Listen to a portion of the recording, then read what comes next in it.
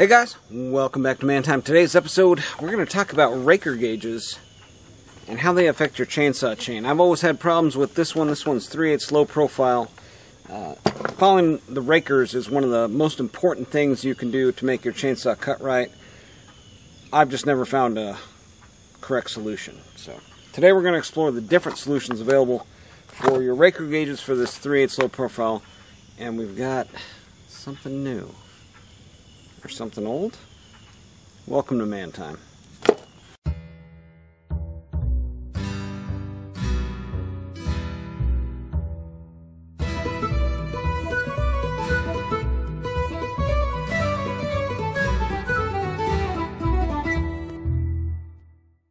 So, if you're like me, you've struggled with getting a proper cut on your chainsaw. There's hand filing, there's systems like this with a 3-in-1, there's other systems that include using your Dremel tool, there's other systems out there, but one of the most important things that's overlooked is the Raker gauge and the Raker filing system. One of the most important things you can do is have all of your teeth cutting the same amount of wood. And that's where the Raker gauge is really important. It takes the raker in front of your tooth down to the same depth across all of the teeth.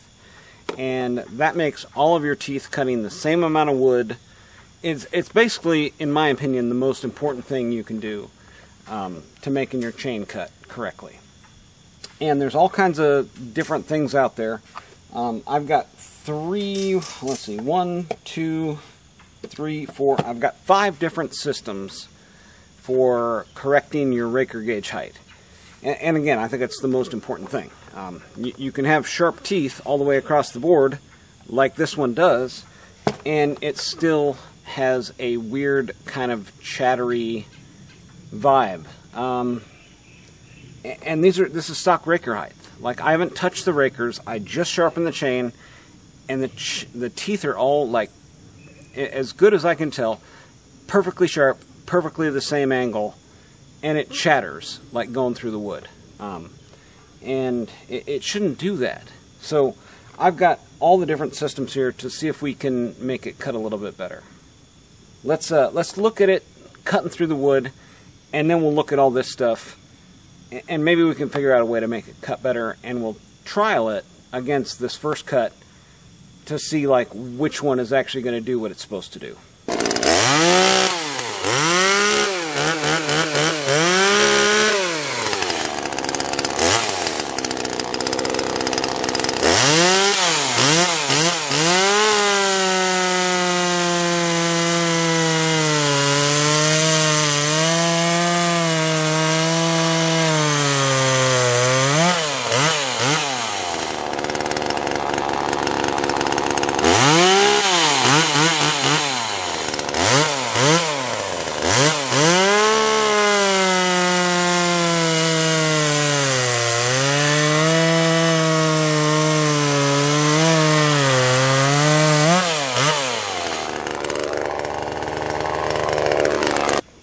Okay, you saw it in the cut there, and that wasn't too bad.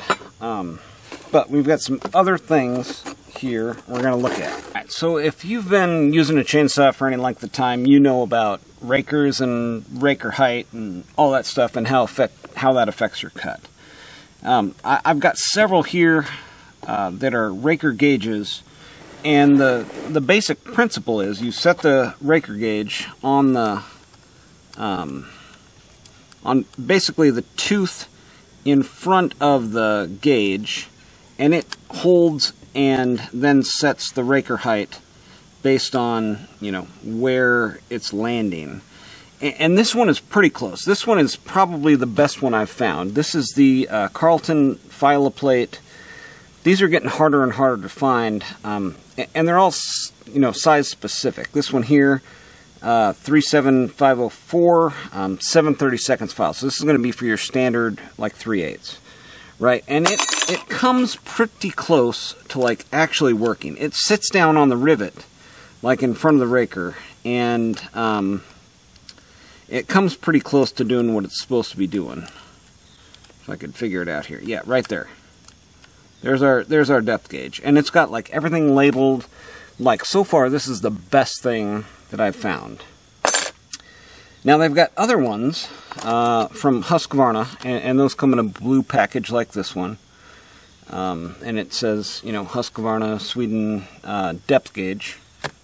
And that's what this is. And they've actually got one for a 3/8 low profile. And I ordered that one, and I got the exact same one as my normal 3/8 one. And it doesn't fit. I mean, wherever it's, like, supposed to go, it almost fits, like, but it's just, the whole point of this is it's supposed to rest on the rivet, right?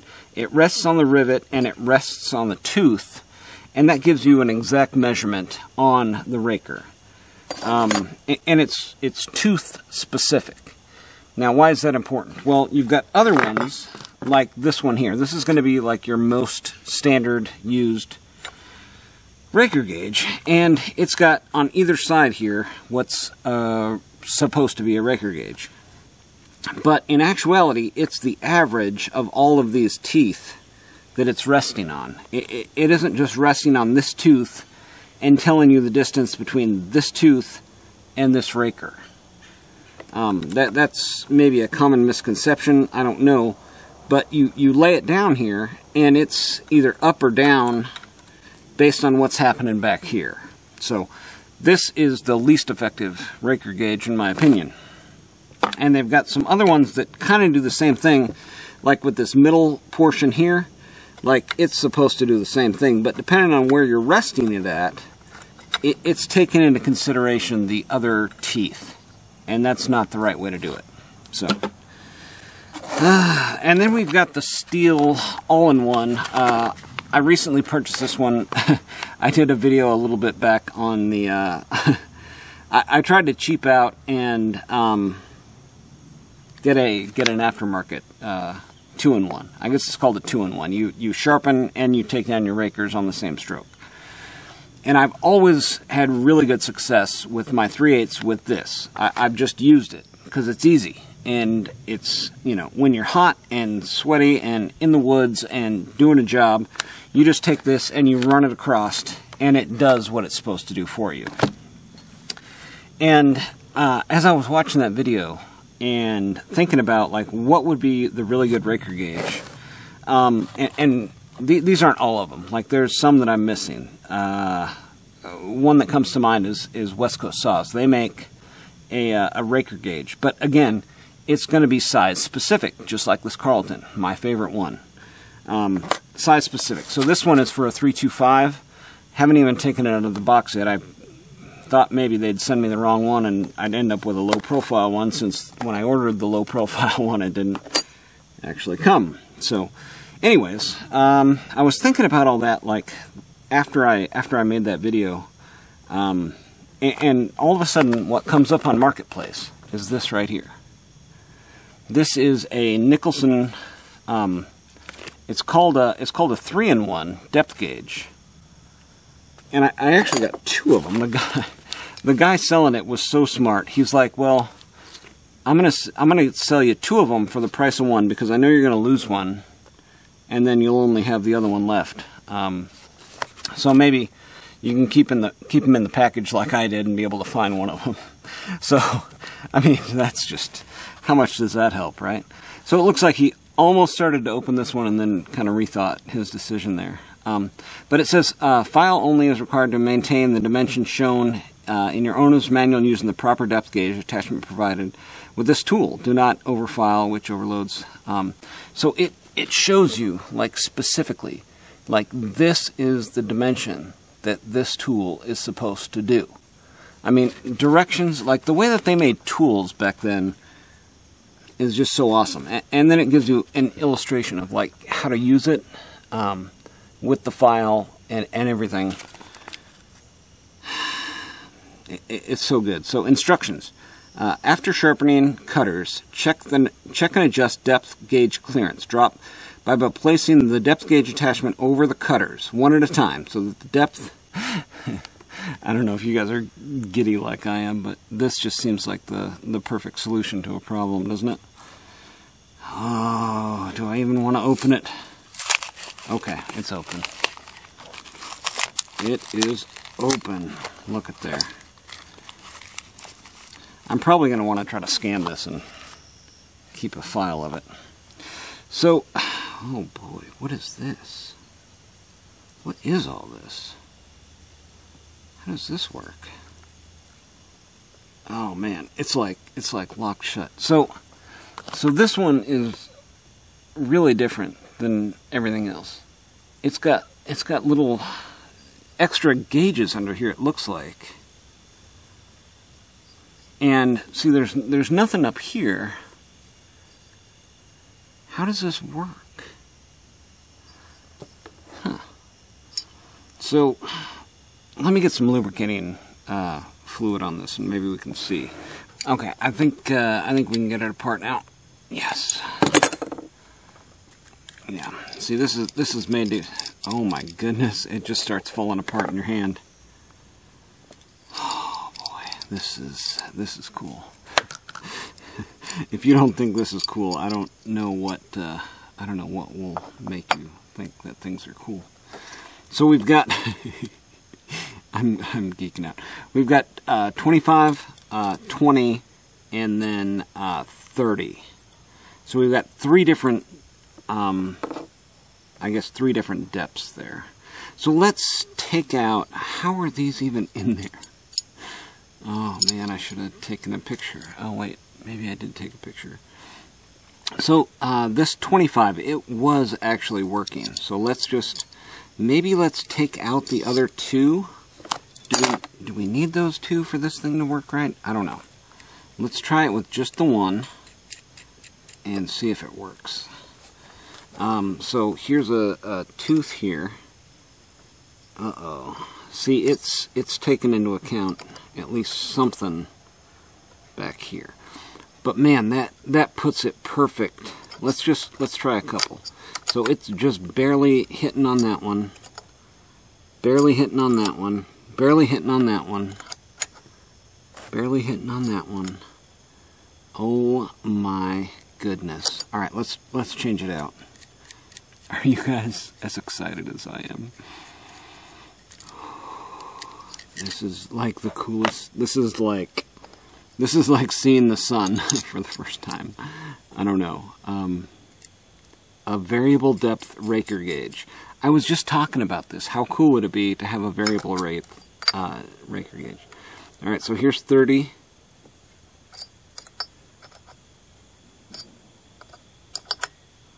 It looks like it's... it almost looks like it's the same, though. Let's do something here. Let's take this tooth and this Raker. So it barely touched that corner. Let's switch it back out with the 25 and figure out if we're going up or down here.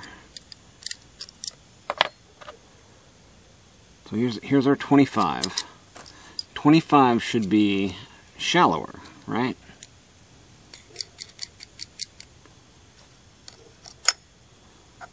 Now let's see if it touches.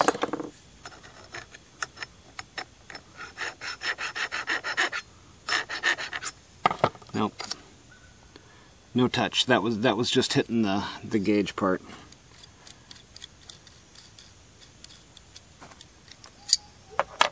Alright, next we have the 20. So this is going to be even less.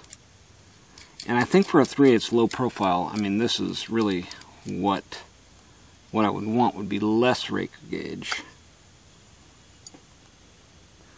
Man, they all kind of look like exactly the same though. But again, it didn't touch it. Yeah, this one seems, that one is definitely lower than the first one. It's not going to touch it. Here, yeah, not going to touch it, not going to touch it, not going to touch it. See, it's barely even catching on there. But that tells me that maybe some of these are not the same depth. So let's go back to the 30, even though I think I don't want the 30, right? I think I want the 25. let's go back to the 25. And, yeah, see, so all these other ones were held in with 1. Yeah, see, that's not going to touch it. That's not going to touch it. Yeah, that's not going to touch it. That's not touching it. Yeah, that's not touching it. So none of these the file is actually touching. The only one that's touched so far has been the 30, and that's going to be too deep. So I think this is what I want. I think almost what I'm seeing here is the factory depth of the gauges is maybe a little bit too low. I think I'm taking like too big of a bite, because these are all just super sticky sharp. I had a video the other day trialing this saw in the wood, out in the woods, and I sharpened all the teeth. I didn't touch the rakers, and all of a sudden it was like super grabby and not really cutting as smooth as I'd like. I would like a smooth cut, you know, in the wood. So let's see if I can get this back together. Right. Is that how it was?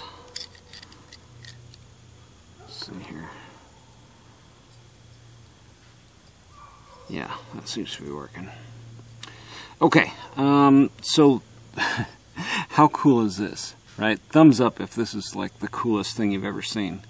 Nicholson, made in USA. Let's see if there's a date on here. North Carolina. The Cooper Group, Crescent Lufkin Nicholas, Weller Excelite. P.O. Box 728, Apex, North Carolina 27502. Let's everybody write those guys and tell them they need to start making tools again. See reverse side for uses. Made in USA. There's even a, this was $1.95. Price tag still on it.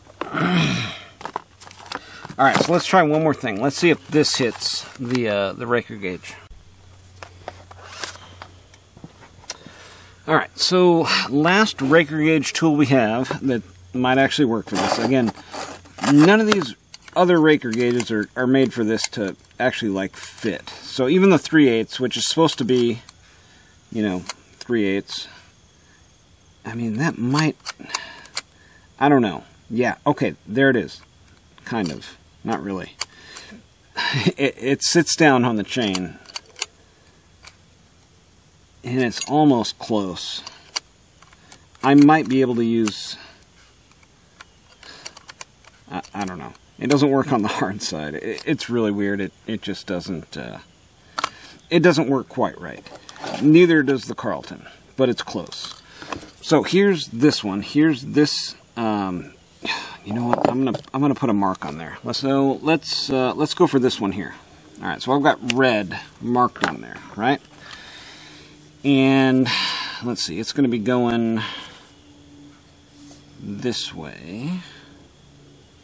This way.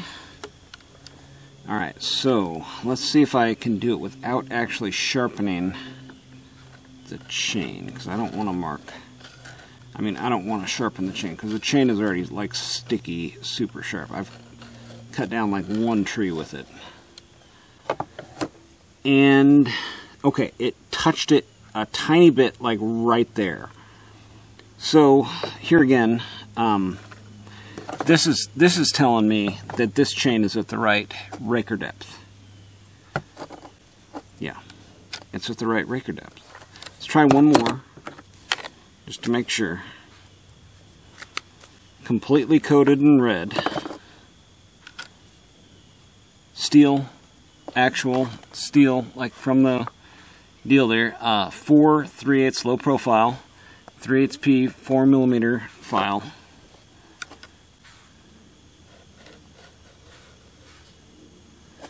and no ink is coming off of there. Now let's go back to this one. Oh, yeah, you can't use it with the other two in there. This is like storage. So, yeah. You just tighten it up and have those two in there when it's in storage mode. But let's try this other one. This is for a regular 3/8 again.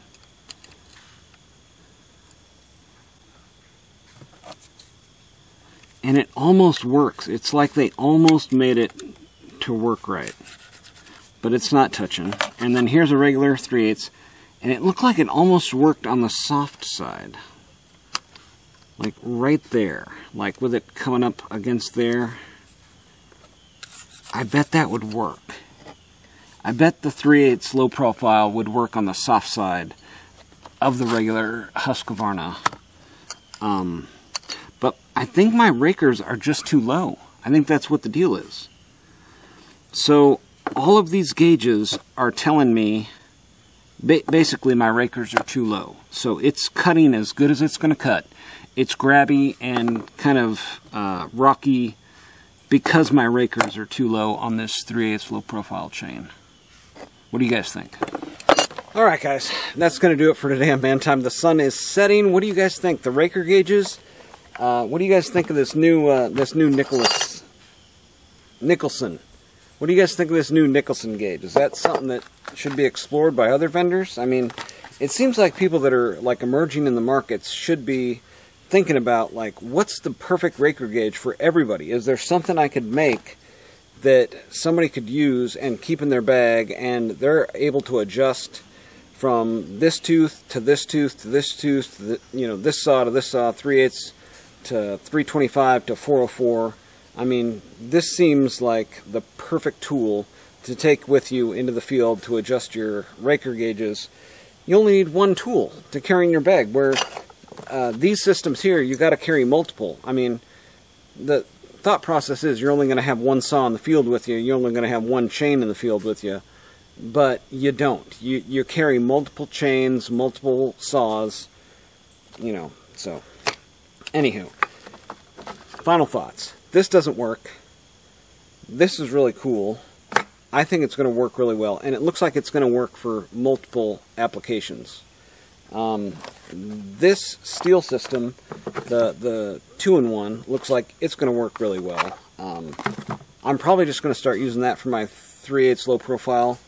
But there again, for my 3/8 regular, I do still use the 2-in-1, but I check it with the Carlton. So this is my fallback. This is the best Raker gauge that I know to use. But I am definitely going to be checking this Nicholson out more in the future. So, if you like these type of videos, go ahead and subscribe. Maybe like this video, whatever you want to do. Get out there and have you some man time too.